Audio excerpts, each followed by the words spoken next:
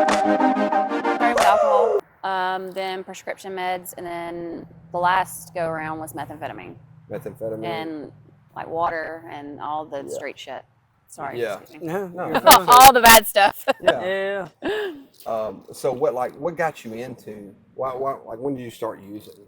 When did I start using? Yeah. I started drinking in high school because I mean everybody did.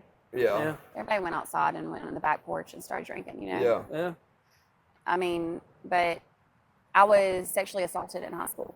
Oh, you were. Yeah, and then I got pregnant, and I carried that baby to term and gave that baby up for adoption. And I didn't realize that the emotional trauma and the depression and everything that was about to hit me. Yeah. And so, me being adopted, which is also another story, Yeah. but me and my brother both are. I just thought that that was the best thing for him because I mean I was 17. Yeah. Yeah. You know. No, yeah, young, and I'm sorry that happened to you. So, and is that kind of why you gave him up for adoption, or? Because I was 17. Yeah. Yes, and I still wanted to be a kid. Yeah. I mean, I always wanted to be a part of his life, and I still know where he is. I've watched him throughout the years. I'm just waiting until he's old enough to find me, and that'll be a story in itself. But Yeah. it brought me to start drinking a lot. And then, of course, as I say to a lot of people, doctors are legal drug dealers. So Yeah. I went straight to a Yeah. doctor, Yeah. and they put me on hardcore stuff. Yeah. Yeah. What was it? Like opiates or Yeah, Xanax. Xanax? Yeah, Xanax, Adderall, sleeping meds. I had to take something to go to sleep. I had to take something to wake up. I had to take something to maintain. Yeah. Just keep you Yeah. level. On top of Yeah. drinking every weekend. Yeah. Oh yeah. So you didn't drink every day. It was just like more of a weekend. It was type a social thing for a while Yeah. until I got older. Yeah. And then it was a daily thing, Yeah. which I thought was okay because you can have a glass of wine every day after work or whatever it was. Yeah. But it wasn't for me because I have the gene of addiction. Yeah. Yeah. No, that's what I thought as well. Starting in high school, obviously you start with one and it leads to another, and then you're like, okay, well now this is a normal daily thing. Right. And for the most, I thought, and a lot of my family too is like, oh, he's just especially when I got in my 20s, like, oh, he's just in his 20s, that's what 20-year-olds do, and and this and that, until next thing it's 15 years later and I'm still doing the same thing. Still doing it, yeah. And and especially, in my mind, I wasn't doing anything out of the ordinary, but then, addiction sets in and you're doing things that you never thought you'd be doing in your life, and you start destroying relationships, and that just becomes normal. Like, Right. you're like, okay, well, it's not my fault. It's their fault. I'm not the one doing it to them. Yeah. Right. And it's crazy to me because that's how everything started. Especially, I feel like, especially when you start in high school, because you're hiding so much. You're like, oh, I don't want these people to find out. And then that's when it all kind of begins. You're like, you're sneaking around, going to parties, doing things about dying at bonfires or something, or like having alcohol poisoning. And I'm like, but There's no telling how many times I had alcohol poisoning and didn't know it. oh yeah, a Swearing lot. you'll never do it again, dude. Yeah. And then doing it the next weekend. Yeah, dude. Yeah. Doing it every weekend. Yeah. They're like, okay, where's the next one? But Yep. man, it's crazy to me just because, it is young and dumb, but especially when you start so young and it's so normalized, it's like you don't ever think of it being a problem. Right. And like, I feel like that's where a lot of generations, especially now, it's like they see so much and they can learn so much from social media and things like that, it's normalized. Right. They're watching these podcasts or they're watching these YouTube videos of these guys like throwing parties, getting drunk and all this, like, oh, this is my life and it's so cool. And they see this. You know, like we grew up, like I grew up watching Viva La Bam and stuff. Yeah. You know what I'm saying? Like, Jackass. yeah, exactly. Like those guys are cool. You know, and like, oh, I want to be like those guys until you are that guy and you're like, where'd my life go? Right. Yeah. Definitely. So, I mean, you just started drinking in high school and it just gradually started progressing. It did, and well, like I said, prescription drugs, and then I guess, well, I'm trying to think. There's a lot, but I guess my first DUI was at 17 or 18 years old. Yeah. My That's a first lot of one passage now. around these parts. It's a good old DUI. Oh yeah, You know? that's that youthful offender. I think I Yeah. had three youthful offenders before I hit 21. Oh, that's good. That's good. Oh yeah. That's putting in some work right Yeah. there. Oh, You're like you party have party. no Yeah. idea. Just wait. So there was that, and then fast forward several years because I'll bounce around in the story, but I got pregnant with my son who I have now, Mm-hmm. and his dad died when I was 9 months pregnant, Mm-hmm. and I don't know if you're anything like me, but as an addict, we always look for things to blame and use that as the crutch to go drink and do drugs. Yeah. Yeah. So I used that for a long time to Yeah. use and go drink. And it caught up to me again. Yeah. I got arrested again. Uh-huh. And so then I went to my first rehab, and that was in 2017. Yeah.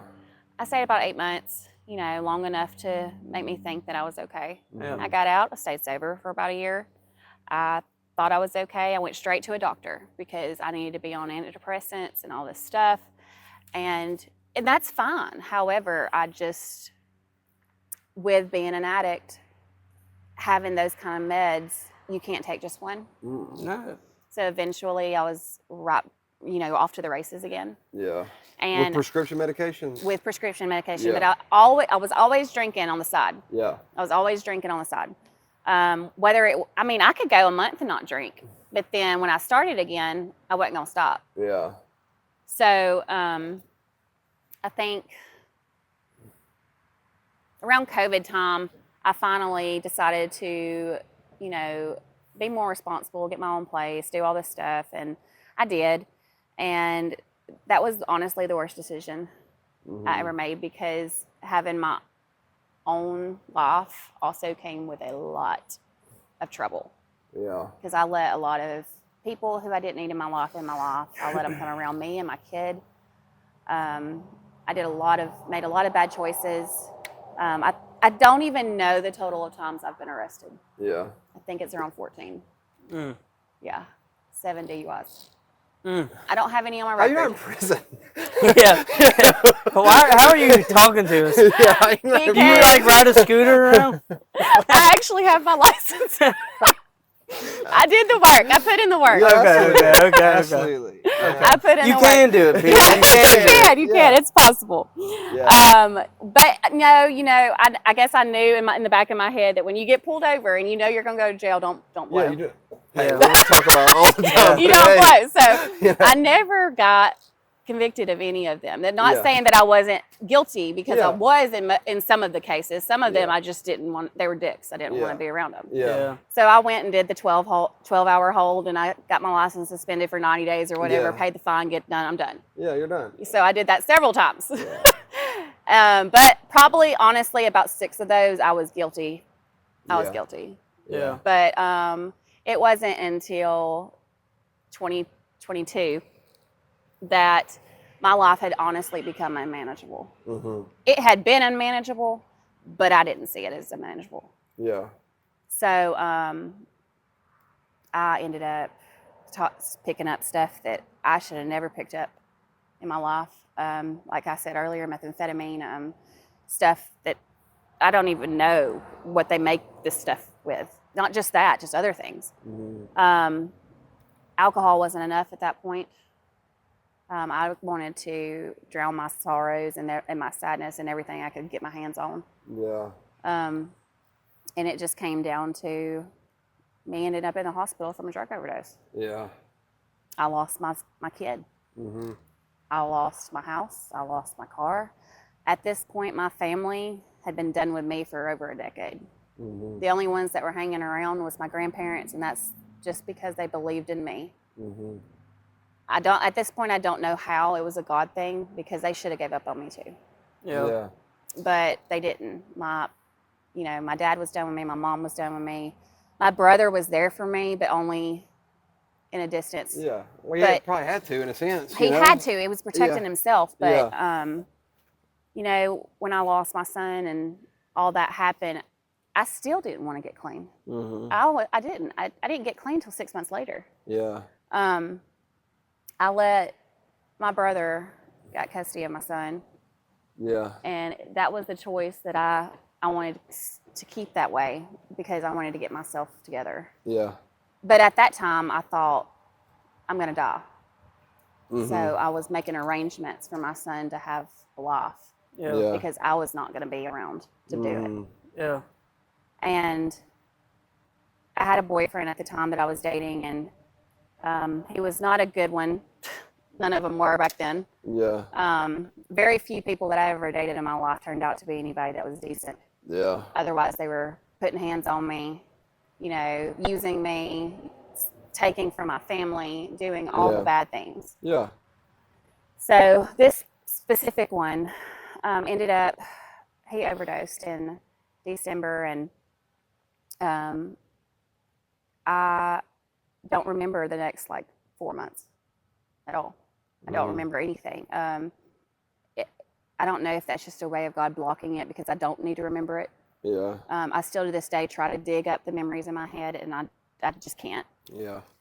But in March of 23, I was actually looking at several felonies at that time. Yeah. And I couldn't leave the state, couldn't do anything, and it just so happened that they worked it out to where I could leave the state to go to a different rehab. Because the one I had went to before, I was bound and determined not to go back. It did not work for me. It wasn't for me. Because in recovery, you have to find what works for you. Yeah. So I went to Georgia, and I went to an AA-based program, and that's really where it installed the things in me that I needed. Mm-hmm. And I came home, and it was funny, because I'd never seen God work right in front of me like he has. Yeah. Because they say if you're doing what you're supposed to be doing, he's going to work in your life. Yeah. And I came home in August. My family and I had just got together one night, and I remember specifically going in the back bedroom and saying to him, if you're going to show up right now. Because I was going to walk in there, and I was going to talk to them about everything that had gone on. And keep in mind, they were done with me. If I died, they weren't going to come to my funeral, kind of thing. Yeah.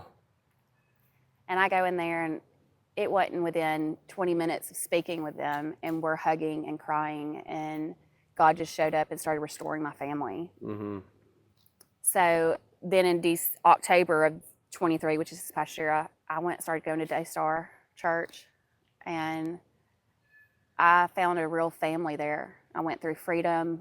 I started opening my eyes to things that I never would have done. And God just started putting the right people in my life. And I shut doors to my past and forgave myself. Mm-hmm. And I just really started moving forward. Yeah. That's incredible. So I want to digress a little bit, kind of go back. I know you're talking about when you went to Georgia. What were you in your mind, I'm done with this, or were you saying, let me sober out for a little while and reevaluate? No, I was done. You were done? There comes a time in people's life when they do get sober where you are done. Yeah. It doesn't matter if somebody tells you to go to rehab or they put you in rehab. You can go to 20 rehabs, but until you're ready, it's not going to work. Happen. Yeah. Right. So this time I was ready. Yeah. I wasn't doing it for anybody else. I wasn't doing, and I know it sounds bad. I wasn't doing it for my kid. I was doing it for me first. You have to do it for you. That's what we've learned in the that's where conversations. people, especially being in an addiction and getting sober, it's not, how can I say this? You have to be selfish, because it's not about what other people want for you at that time. It's what you have to do. Yeah. And you have to do it for you. or else it doesn't work. So you have to find that inner peace of that you have inside you. You just have to find it, and then you have to realize and find God, and then and do it for you. And that's the only way. And that's the only way that I've got to. I love the fact that I've gotten and I've developed back my relationships with people from losing or was losing, and I had to find within myself and be done with everything, with the wrong people, with whatever it was. I had to go away for 6 months, and it's a blessing. But you literally have to go and do that, or else, and work the programs or whatever you're going through or wherever you go. But you have to find, it sucks. We all know. Oh yeah. It sucks. That was terrible, dude. But you have to find within, because whenever I went, I didn't know I was going to be gone for 6 months. Right. I literally found out when I was pulling up, and I was like, I mean, obviously we all know how that went, and I was very, very angry. But it was funny because we went to the farm, and it was pulling down that road as not a long gravel road, but at that moment it felt long because I was like, where am I going? Pulling down, you enter the gates, and it's funny, this inner peace set in. And I got out of the car, went in, actually talked to his cousin. He was the manager there.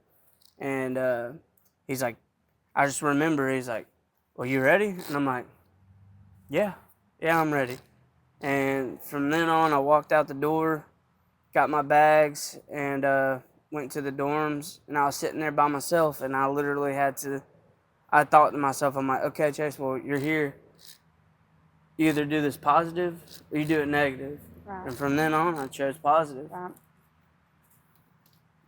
Yeah. So. No, but I'll say this. I've been to a few rehabilitation centers, let me just put it that way. And I guess in your capacity and your experience, I don't think 30 days is enough. Oh no. And, No. and I don't know whether that's because, I mean, at the end of the day, let's just be honest about this. 30 days is not enough for you to be in an inpatient facility for them to really equip. Because honestly, it takes 30 days for you to even like wrap your mind around where you are, like what's going, like to even detox, even if it is from alcohol. They said, oh, it's out of your system in 48, 72 hours. Like all the psychological stuff going on, or methamphetamine or cocaine. And because I was coming off opiates, man, it took me 4 months to even physically feel like myself again, to like even regulate moods. So in saying that, and this is no knock, I'm not knocking, I'm just being honest, but I just don't think 14 days detox or 30 days is enough for you to truly, really start even digging to what is going on in your it's not. In your life. So I say that to say, why is it important to, I won't say enter a long-term recovery center or whatever, but why is it important to really have that? You need 9 months to a year, and so I say all that to say, what is your perception on that? How do you think it would work? Or if you had your perfect world, if I had the perfect rehabilitation program? Yes, and that's when I say all that to say, after experiencing several different ones, I've been to the religious one. I went to Teen Challenge. Yeah. It was bad. Yo, I can't. Yeah. It was like military school. Yeah. And then I went through Bridges of Hope, and that one is literally a godsend. It's in Georgia. That's the one I was telling you about. Of course, being in and out of jail, and I'm still actually actively in IOP now. But, and I've said this multiple times to people, you need 30 days of deep detox. Yeah. Just as you just said, 30 days of deep detox. And when I say that, I mean like you need to be medicated the correct ways, not Suboxone and all this other stuff. Yeah. You know, I mean, yes, it works for people who absolutely need it. Yeah. But you don't need to stay on it. You need to be on it a certain period of time and And taper it's off a of it. bridge. It truly is a bridge to get you kind of over the Right. misery. Yes, and then we're off. Right, of it, you know? exactly. And I honestly believe that you would do like 6 months inpatient and then have a 6-month outpatient connected to the same program. Yeah. And when I say that, I mean like in that next 6 months after you level up Yeah. and you get to work. You get to start saving your money. You get to, you know, actually go home and come here and do that and to get back in reality. Yeah. But they need deep mental help. They need therapists. It's not just about addiction. It's No. about your mental health. Yeah. Oh yeah. And if people didn't start addiction because of some mental problems, they've got them now because of Yeah. the addiction. Oh yeah.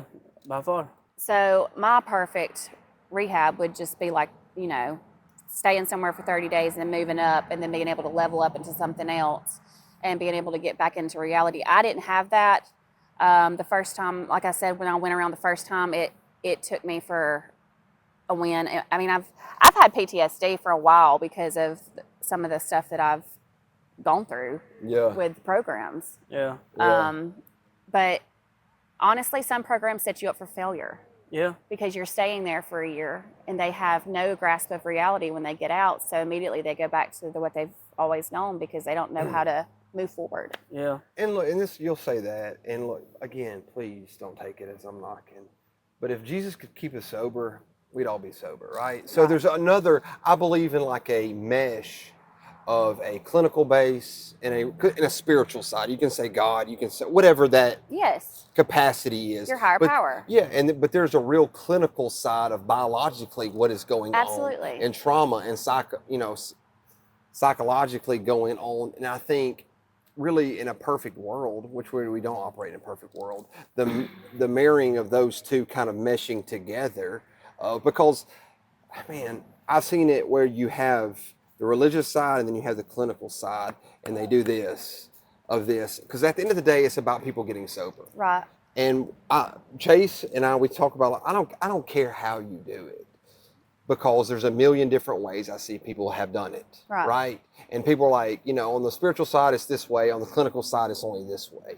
But we have talked to a lot of people who have meshed it and take what they have needed from that to continue on the best version for them to get past that, right? So there's no perfect 1, 2, 3 way to become sober. Like you were saying earlier, is you have to get to a point in your life that is so freaking miserable that like I can't do this. Like it's either I'm going to die or I'm going to be sober. That's how it was. I was literally about to I will never forget talking to my mother and saying, because she was like, you know, you got to get help. You got to do this. And like we're not aware that we need help. Oh yeah. And I said, okay, well, I'm not going to stop this until I go somewhere. And I said, so we're either going to plan my funeral or I'm going somewhere. Yeah. Yeah. And that's when we made arrangements and I took off. But I mean, just like you said, there's no perfect place and there never will be. However, you know, the clinical side of it and what you were saying a minute ago, I put in the 12 steps of AA, and that's what helped me. That's what helped me may not work for you. Everybody's different. NA may work for you.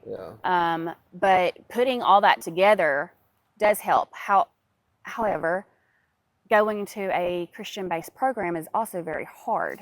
Especially if you don't know and your walk is really hard right now. That's honestly the last thing you need, and I'm not saying that people don't need that. They need to figure it out themselves though. Yeah. You can't push that on Right, you somebody. cannot do that. And that's what pushed me away for a minute. And because at the end of the day, this is what it's about. It's about people getting over addiction or becoming sober and living a sober life. I don't care. It's not about God. It's not about AA. It's about being sober. Right. And how do you do that? And my way is not always the right way for everybody, right? You have to first figure that out for yourself. But I think as a recovery community, allowing people to have that space, instead of, now there are certain things like, hey, you need to wake up on the time. Like there's certain things you have to do, like to be, Well, discipline. yeah, discipline. Like you got to wake Well, up. a lot of Yeah. people need to be taught that as well Yeah. because it's not, you don't, like, start again. It's like starting an addiction, not to go back, but I think what happened with me in a way where I'm learning now is I had people trying to teach me, but I was fed in this thing where I didn't care about anything. So I never really learned. Right. And about discipline, about routine, about things, you know. Mm-hmm. And so then those are very important. I don't know if that's where you're going. I didn't mean to interrupt you, but it's such a important part to be taught that discipline, to be Well, taught. you need it because you didn't have any discipline in your life. Yeah. Or I didn't. When I was going through, like you, I woke up, I got high. I was just saying, my only discipline was hustling enough, whatever it was, to get drunk, get high, Yeah. whatever it was, Yeah. whatever scheme I was running, whatever lie I was telling at that time was to hustle that up. But I think there is a thing that separates one from that environment. Right. Say, look, hey, you're waking up at 5 o'clock every morning. I don't care if you're tired. I don't care whatever else like that. You're going to breakfast. You're going to these classes. You have some type of structure because that is how a sober life is lived. Yeah. It's funny that you say that because I was literally just drilling that into some of the girls that I've been working with lately. Yeah. So they're like, well, why do we have to do this? Why do you have? It's not about that. Mm-mm. It's about a schedule because Yeah. if you're scheduled and you do the same things every day at the same time, then you won't be as chaotic. And you know, in rehabilitation programs, I don't know if you, obviously I know that this, you know what I'm gonna say, but what's the first thing you do when you get up? Make your bed. Yep. Yeah. Yeah. And brush your teeth. Yeah. So, but those are two things that we didn't do in recovery. We probably didn't think about doing those things or taking showers or doing laundry I or physically couldn't right, sometimes. right. So those we have to go back to those basic things and start introducing those things into our lives yeah. and making sure that they're scheduled every day. So every day that they get up at 5:30 in the morning, even if they're not doing anything, you still have to get up. Yeah. You still have to make your bed. You still have to brush your teeth. You still have to get a shower. You still have to keep moving Make forward. roll call. You Right. have all To these do things. all you gotta- those things. Yeah. You have to do, you know, and I think that is, and people are like, why do we have to do this? It is, man, you said a good point. It's not about necessarily the things you do, but when you transition your life to live a sober, in recovery life, it is Right. about that. Right. Yeah. You know, instead of you getting up and going to roll call, it's you getting to work on time. Yeah. It's you being where you're going to say you're going to be on time. Right. It's people building that rapport and that trust in people's that you have ripped away for years. Right. So the thing is, just because you do this for 6 months, people are just not going to say, okay, man, you did it when you did 10 years of none of the stuff you'd ever say. You know, and that's one thing I struggle with. And you can ask Chase, is like, hey, we're doing well. I've been doing well for X amount of time. I want these things to start coming back in my life. Right. But I spent 10 years of not doing that. So Right. the same level of, I don't know, I didn't care, just chaos. I have to build that back of the trust of me investing in myself before people start seeing those changes, not only in your actions, but how you treat yourself, like how you dress. You know, like you come in. You take pride in yourself. We say this all the time, man, and we have a business, but it's like we don't come to work sloppy. Mm-hmm. Our trucks are not sloppy. Our house is, I mean, it's not perfect in any capacity. I'm not saying that, but we're put together, Right. you know, and I think that's very, very important because, man, they say it all the time, and he's like, if you can show somebody me their bedroom, their house, or how they treat their car, I can tell you how they treat themselves. Right. And how they treat others. And people are like, oh my God, my car's dirty. I'm not talking about that. I'm talking about day to day, you know, and taking care of these things, because I think that is an outward expression of what is happening on the inside Yeah. of whatever. So if you see chaos I'm not saying you have kids and everything is, I'm not saying that. But I'm just saying your day to day, if you don't care about that stuff and it doesn't bother you, then what is going here and what is Well, going it's on making time for, and that's, if we're going to talk about anything, that's the most valuable thing in life. Yeah. Is time. You don't get that back. So you have to make time for the most important things. Right. So you have to, if you can't evaluate your time of what's important and what's not, then you're never going to get it. So, and that's where I'm still learning that to this day. Yeah. But I have to make, so my daily life right now is I have to, like doing this podcast, then work, and then doing things at home, and then all these other, everything adds up. Right. And does it get stressful? Of course. Of course it does. Well, it's going to be. But you have to find time to manage it and to manage what you have going on in your life. And then truly, you're never going to get it perfect. But if you can just minute things into sections, you know, it's like waking up, making your bed. It's you know, waking up enough time to make your bed, and then to get a shower, make some coffee, make some breakfast. Sometimes we don't do that, but you know, it's Yeah.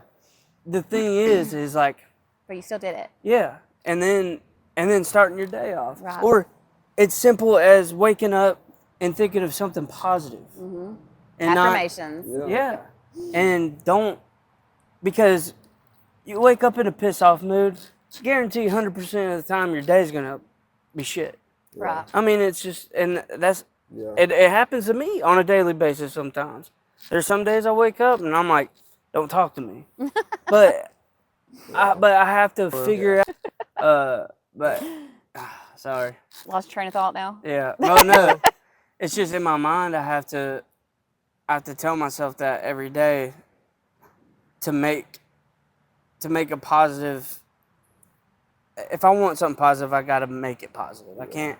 My outcome is what I make it. Right. You get in what you put in. Well, it doesn't matter what I feel like. You know, I tell them all the time, sometimes I feel like going to work. I don't feel like doing these things. It's not a matter of what I feel like at that moment. It's doing what is necessary to what I want to be, right?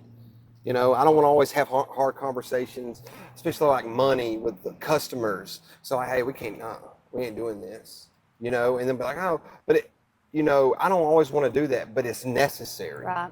It's necessary to have that conversation with them, or like, hey, look, this is how things are going in this relationship. I'm not with this anymore. Right. You know, like, you can do whatever you want to do. I'm not going to do that anymore. And you can take that ever how you want to be, but it's not always what I feel like to do. Because you know what? If I always felt like working out, then I'd only work out one day a week.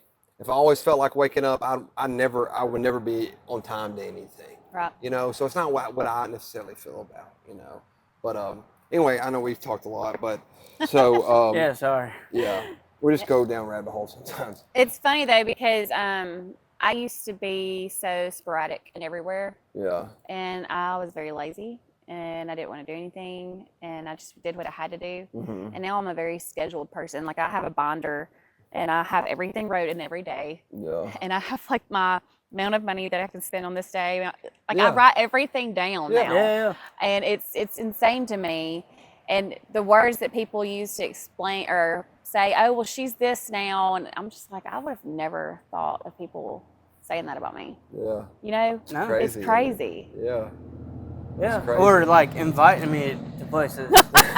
You know what I mean? It's like, Oh yeah, that's new. that's like, not to go off me again, but it's cool though because I have important people that call me on a weekly basis now to see if I Right. can do this or that. Mm-hmm. Well, And on my side, it's being able to pick up the phone and call some of my family members that never talk to me. Yeah. yeah, I have them now, Yeah. and that's amazing in itself. Yeah. That is a story in itself. And you know, it's going to take some time with some others, and you know, it may not ever be okay, Yeah. but it's in the works, Yeah. Absolutely. and that's okay. Yeah. But things have just changed so much. It's just crazy to think that just, you know, over 2 years ago, I thought my life was over. And, you know, I tried to commit suicide several times. I've tried Yeah. to take my life. Yeah. yeah, You know, I can't believe that I was that person, but it made me who I am. yeah. Yeah. Absolutely. No, Absolutely. I was there. That was 3 days before I even went in to the farm.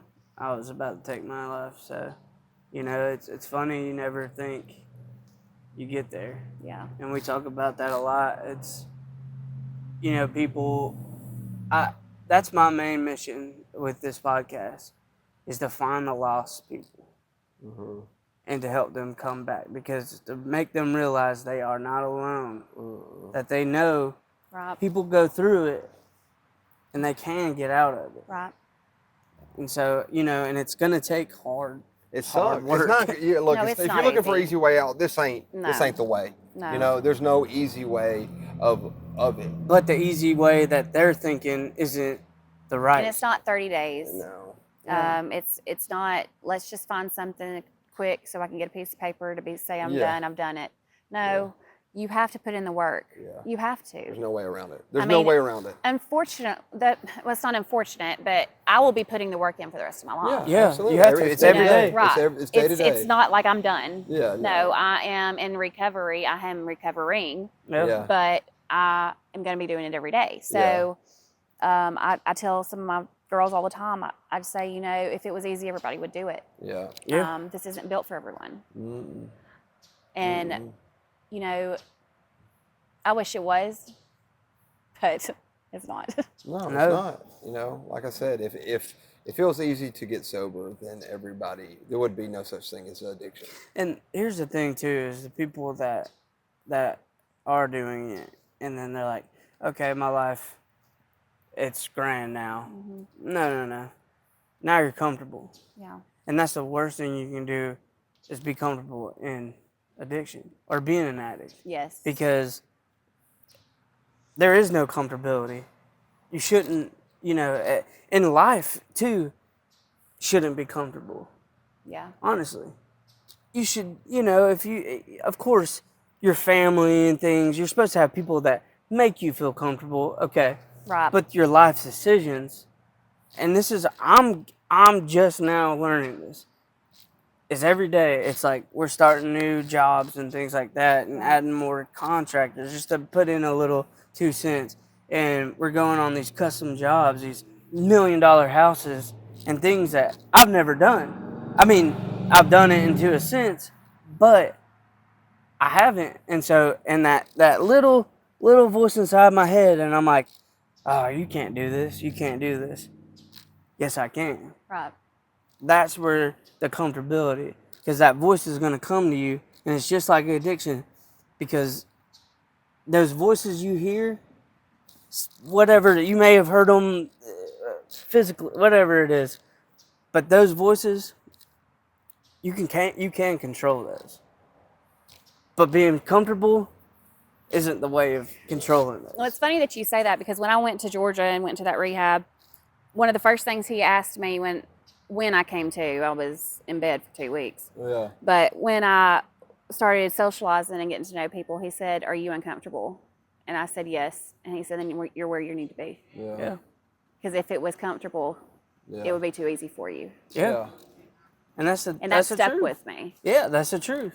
Yeah, if you're nervous, you know, if it's uncomfortable, you just push through that uncomfortableness. And eventually, you know, the other side of that is amazing. And then you just get uncomfortable again in another situation, because that's what you're supposed to be doing. Yeah. Yeah. Well, and that's the thing, is you push through that uncomfortability to normalize Right. things. And it's okay for it to feel normal, but there's a difference between normal and comfortable. Right. Yeah. And you can't mix those two, Right. because they can feel the same.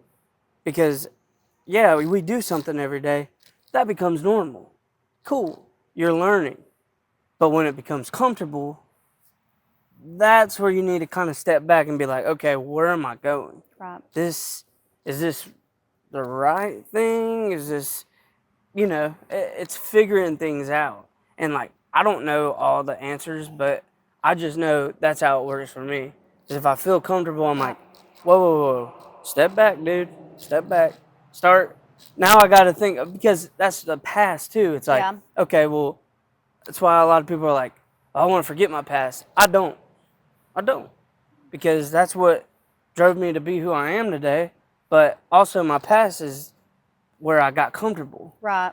And I don't want to be that person anymore. Right. I had to work. Speaking of your past, one thing that just came to my mind, you literally have to work through it, though. Yeah. Oh, yeah. Yeah, you have to work. And the thing is in recovery, people just want to cover it up and everything that they've done. That's the hard part, Yeah. is digging up every scar and every wound that you've got inside of you and working through it. That is the hardest part. But you have to.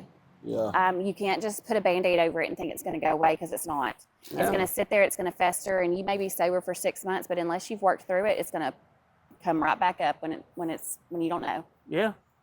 Yeah. You know, So that's why I've told so many people, you got to find you have to have the right people behind you.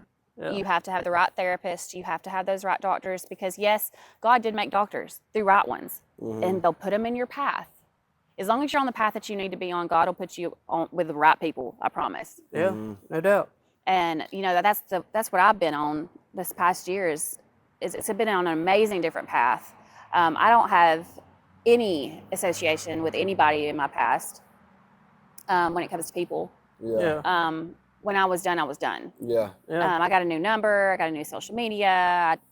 I did everything new. And even if it does pop its head up every now and then, when people send you a message, I don't even read them. Yeah. I just delete them. I don't even care, because in the past, if I ever tried to get sober and I allowed people to come around me like that, it just eventually brought me down because of whatever they were going through, or me trying to help them and I couldn't do it because I couldn't help myself. Yeah. Yeah. Yep. That's where that's important right there, honestly. That's it hurts a lot to get rid of the people, because because some people do matter. yeah. No, they do. And Yeah. but that's the hard part for me, is because do I love these people?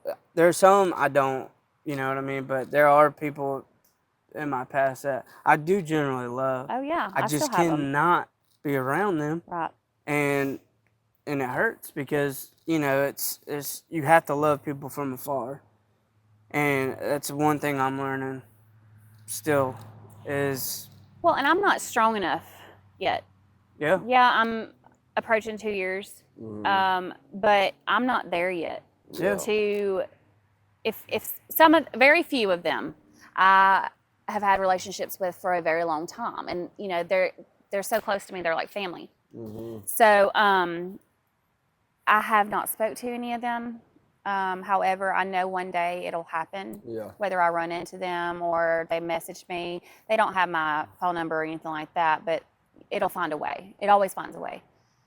Yeah. And if it happened soon, I would not even respond yet, because I'm not strong enough to do it. But I am there for them in a distance, and I do pray for them and hope that they get help. The only way that I would probably even have anything to do with them is if I ever got a call saying they want to get help. And I Yeah. would literally just say, this is who you need to call. Yeah. I wouldn't take you. I wouldn't do anything. I'd be like, this is who you need to call. And when you're there and I know you're there, I will help you, Yeah. Yeah. because I can't do it. I've done it before, and I promise you it pulls me right back down. I'm Yeah. drinking. I'm doing all this stupid stuff because they think that they need help, and I'm trying to help them, and they just bring me back to their Yeah. addiction. Yeah. Well, it's one thing, you have to have your glass full. Right. So, but yeah, I mean, so what, you said you work through recovery. So like who do you work for? Or, I work at Bradford right now.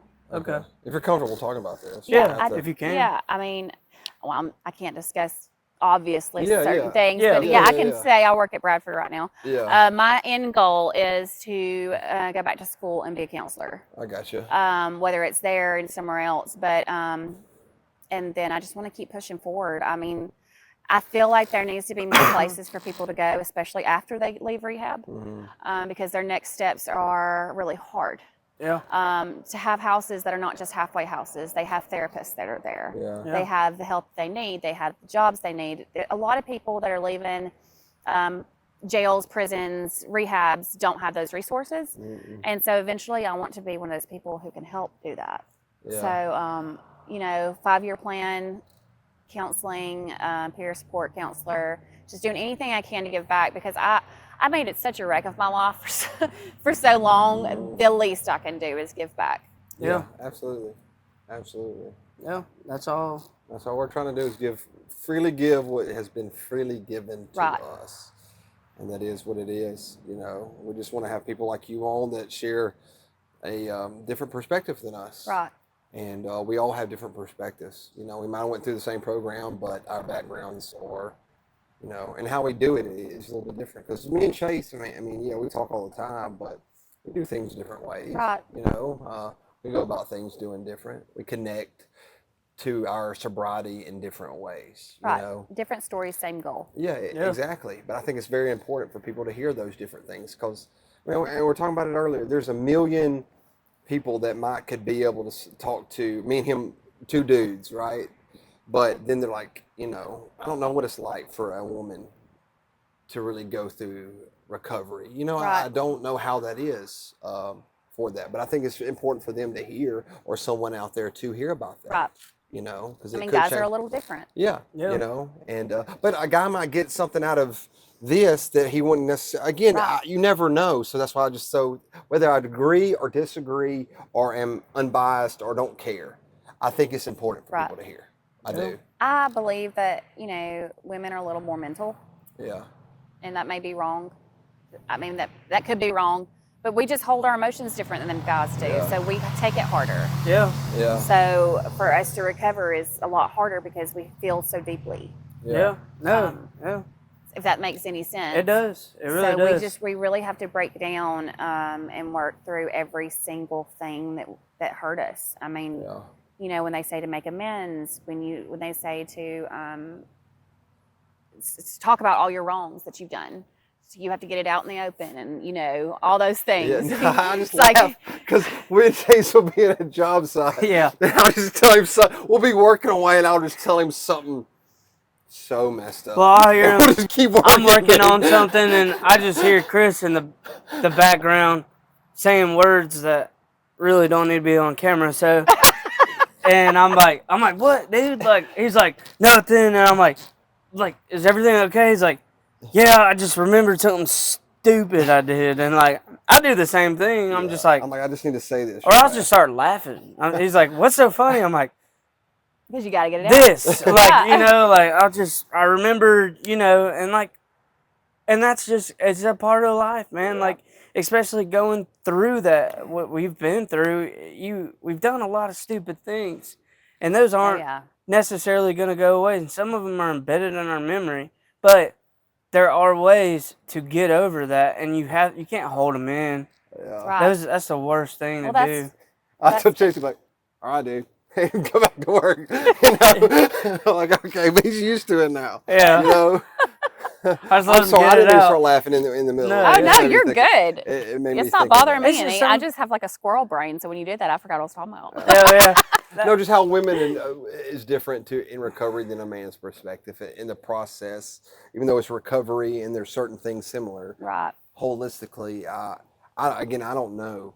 I don't know because I'm not a woman, and you know, Right. some of these things I just really do not relate to because I don't fundamentally. Well, I strongly believe in therapy. Yeah. yeah. I didn't my whole life. Yeah. But then again, I think we grew up in a generation that therapy was for the weak, Yeah. just like they say that AA was for quitters. Mhm. Yeah. You know, Yeah, rehab. right? all that, yeah. Quitters. Okay, I quit all day long. Yeah. But I forgot what I was going with this. How women and men are different in recovery. I forgot. I wanna say though, like, I appreciate you for coming and like talking to us, because honestly, you reached out to us, so like, Right. and being so comfortable with talking, because a lot of people think like, Yeah. oh, you're talking to two guys about things Yeah, that have some- happened to you, yeah. you know, and we want to normalize those things, because I feel like, especially in recovery, like, we should feel we've all gone through so much that, like, to have somebody that understands, Yeah. like, it's okay. Like, you don't have to be a man or a woman. Like, I might, and especially it's just some ears to listen as well. Sometimes it's like, you know, there's been women that come on and talk to us and have told things that they've never told anybody. Mhm. And afterwards, it's like, they were like, off camera, they're like, that was freeing. Yeah. And that's such a cool feeling to be able, and it's not us doing it, but like being able to give people That voice. The voice. Yeah. That thing to unburden themselves with. Right. You know. Right. and Again, if they're comfortable with, you know, But I think obviously we're not saying go out and just tell people the most traumatic things to say. We're not saying that. No, I'm like saying when that you're ready. Yeah, when you're ready and everything. But I think it's just important because I think there's a lot more people out there that deal with those type of things than we want to shine light to. Right. Well, People in recovery are also some of the strongest people you'll ever meet. Yeah. And the devil wants you to be quiet. Yeah. The devil doesn't want you to talk about what God's done in your life. Yeah. So I am trying to say it as much as I can to whoever wants to listen. Yeah. And, it's okay to not be okay. And it's okay to speak up. And it's okay to ask for help. And that's what I wanted to say was, if you need anything, there are people who get it. Yeah. Yeah. Absolutely. You really have to reach out. If you're serious about getting help, there is real help out there. Right, there is. If you're really serious about, all right, There is. man, I'm ready to do this. There is help out there. And if I can't find any help, man, that's on you because there really is a lot. There really is a lot. You just have to go out there. You have to open your eyes. Yeah. Yeah. Because, and like you've said some pretty cool stuff. Honestly, it's and we talk about it a lot too, is when you're doing the right thing. Things happen. And especially when you want the right Yeah. thing. But you have to want it. Oh yeah. So when you And want work it, for it. and you can do and you do it, Mhm. and then you start doing the right It's a whole things. nother It's a ballgame. process. Yeah. It's a process that you have to learn. And it's, again, not easy. It's hard. But I don't think, especially now getting sober, man, I love doing hard things in life. Right. Because I don't feel like crap when I'm waking up. And I feel, you know what I'm saying? I don't want to say I have a normal mind because my mind isn't normal at all. But I can wake up and actually feel good. I feel somewhat normal. It's and this came to me just now. It's taken me some time to get to know me Yeah.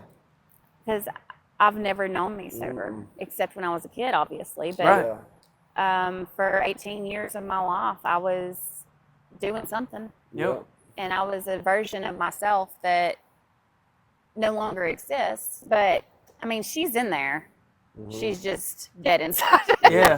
Yeah. But I'm getting to know this person, and it's different. And I don't do anything that I used to do, and I'm trying to figure out things that I like to do now, and that's new and that's hard because I don't know what I like to do. I used to love to go to karaoke bars. Can't do that no more. But Yeah. I love You still can stuff sing like in the car, that. though. I can sing in the car. So that's what we need to start a business idea: sober karaoke. Yeah, like a sober bar, but like for no That's, alcohol. I see. That's what I don't be taking our ideas out there. But no, I thought about that too. Everybody's like, "Well, how would that work?" I'm like, "I don't know. Figure it out." We have like cornhole and axe throwing and all the stuff without the alcohol. Yeah. Or mocktails and pizza and all the junk food stuff, but all the good stuff in like one place. Yeah. And just have And you know. stripper. I'm just kidding. You're funny. Just kidding. But seriously, that would be cool, dude. Only on Friday nights. Only on Friday nights. Sober strippers. Yeah.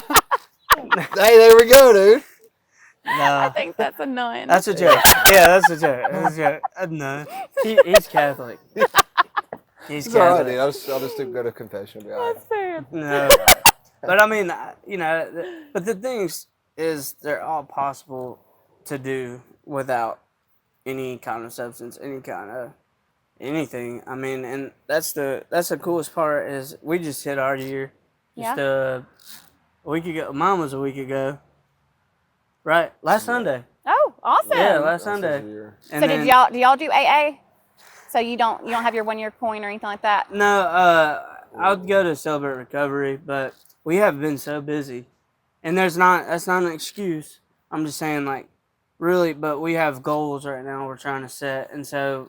But my Usually- point to that was make sure you celebrate your milestone. Right. Yeah. You're right. We did. You're right. We went did. out- Yeah. we went out. I to celebrated with sushi. family. Yeah, We we did all kinds of like cool stuff, Yeah. So like we celebrated, and with important people and That's good. things like that. So I want to go get my coin. So I've got my 8 month and stuff like that. So, but there again, and I'm not trying to make excuses of finding. There's time you can make time. So, but me and Chris have our goal set where on that Friday night where I wanted to go get my coin, we're working. Right.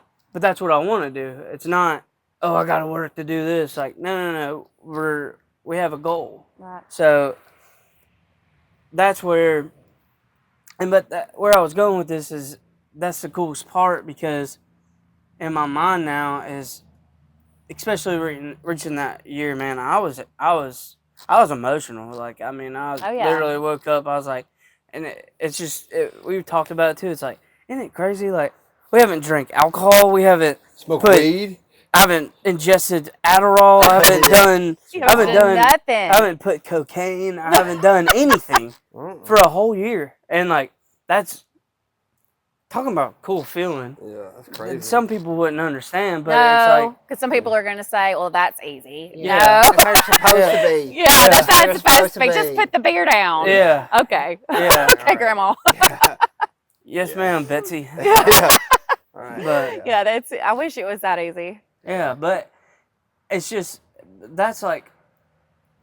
that's my goal though. Again, is like for somebody so lost, especially how I was, Right. to have that feeling because it's such a good feeling that, and it's no feeling like any other, and it's like those things that are so unexplainable, but once you because what we've done again isn't easy. Right. So, and especially how much discipline we've put in our lives to stay away from those things Right. is the coolest part because it's like if I get mad, sad, this and that, I'm not running to the bottle no more. I'm not running to the bar. I'm not going to spend my money on we'll call him Momo Joe selling me drugs because I don't need that no Well, more. what are some of y'all's coping skills? We do this podcast. Yeah, it's talking to talk. people like you and Yeah.